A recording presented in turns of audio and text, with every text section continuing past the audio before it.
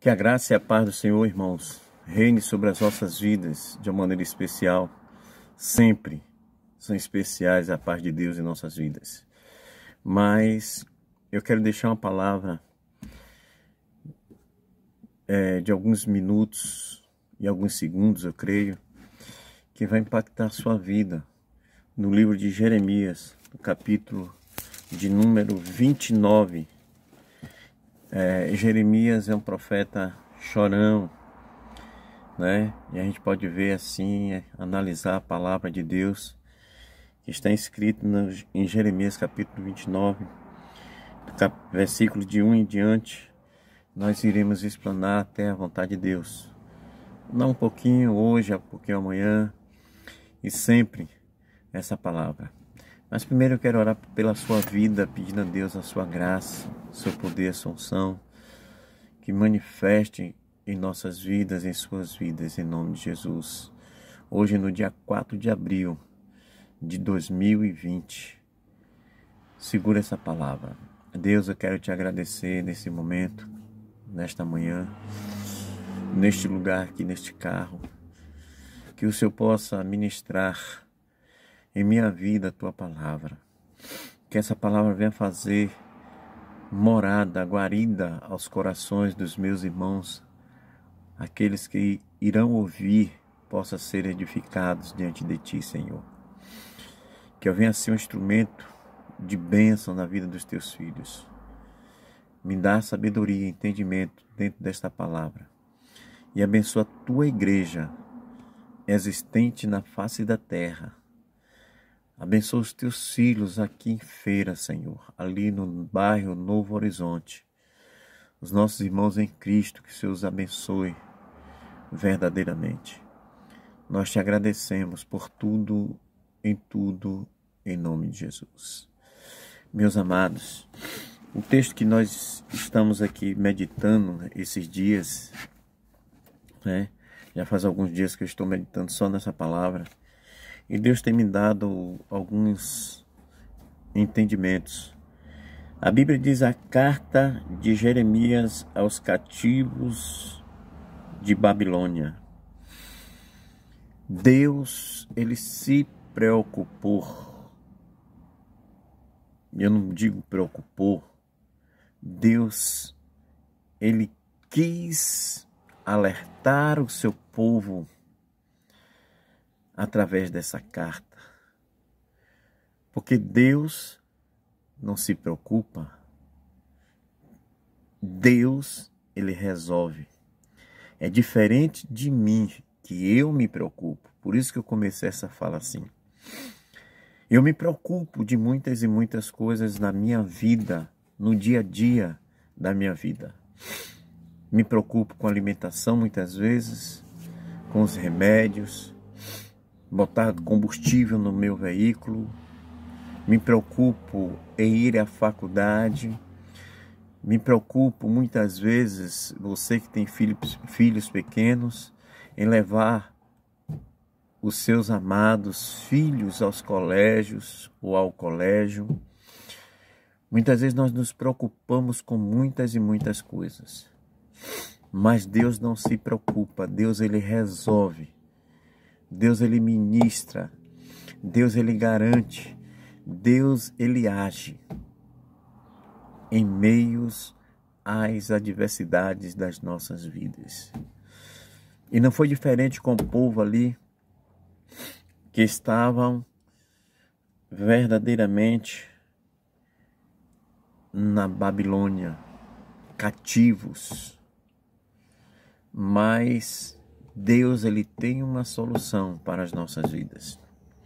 E a Bíblia diz aqui: e estas são as palavras da carta de que Jeremias, o profeta, enviou de Jerusalém aos que restaram, aos anciões do cativeiro, como também aos sacerdotes e aos profetas, e a todo o povo que Nabucodonosor havia deportado de Jerusalém para a Babilônia.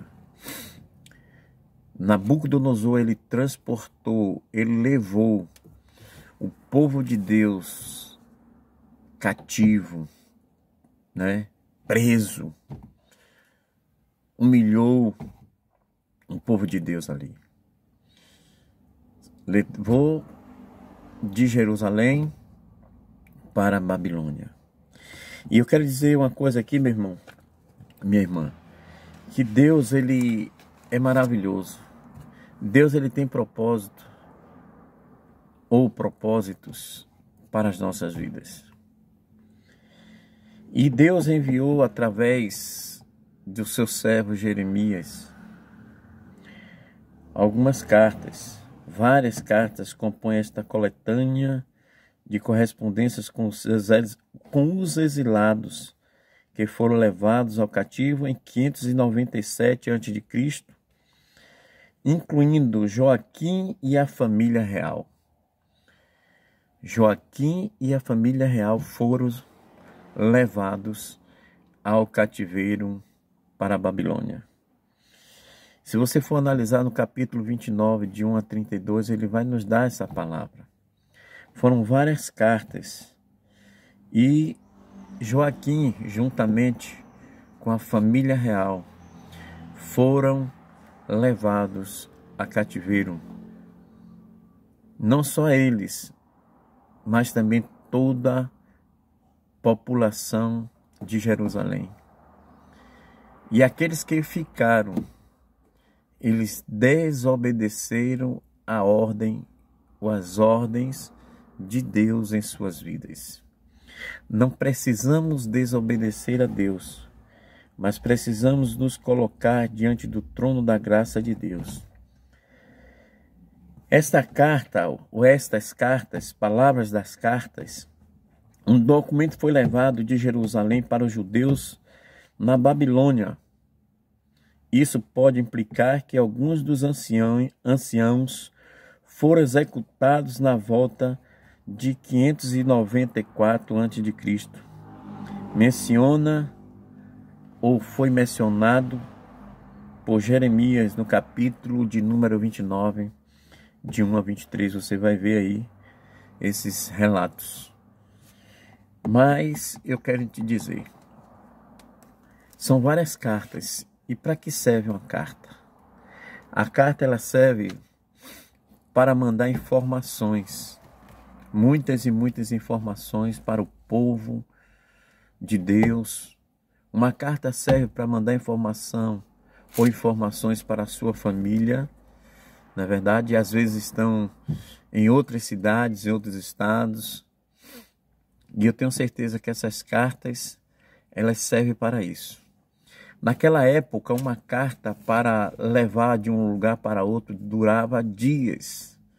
E era transportável pelos homens, pelos carteiros. Vamos dizer, não era o carteiro de hoje, mas eram os homens de confiança da família real para conduzir essas cartas para esses homens, para essas mulheres de Deus que estavam cativos na Babilônia. E cartas essas que foram enviadas alertando o povo para verdadeiramente se colocarem diante do trono da graça de Deus e obedecer à voz de Nabucodonosor. E eu tenho certeza que uma carta ela é importante. Quando você escreve uma carta, hoje a facilidade das redes sociais é bem melhor do que da outrora. As cartas antigamente levavam dias para chegar em seu destino, através já dos correios da nossa época. Mesmo assim levava dias. Imagine no passado, né, que é transportados por cavalos ou até a pé. Quando o rei determinava, mandava, os seus súditos tinham que lhes obedecerem. E eu tenho certeza que essas cartas foram levadas. E essas cartas foram lidas para o povo de Deus. E a Bíblia diz que o profeta enviou a carta que Jeremias, o profeta, enviou de Jerusalém aos que restaram, aos cativos,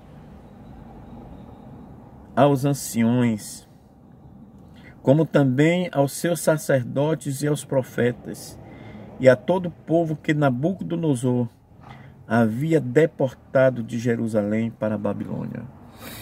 Nabucodonosor, o carrasco, o sanguinário, ele deixava verdadeiramente a desejar para os filhos de Deus naquela época, mas foi uma ordenança de Deus.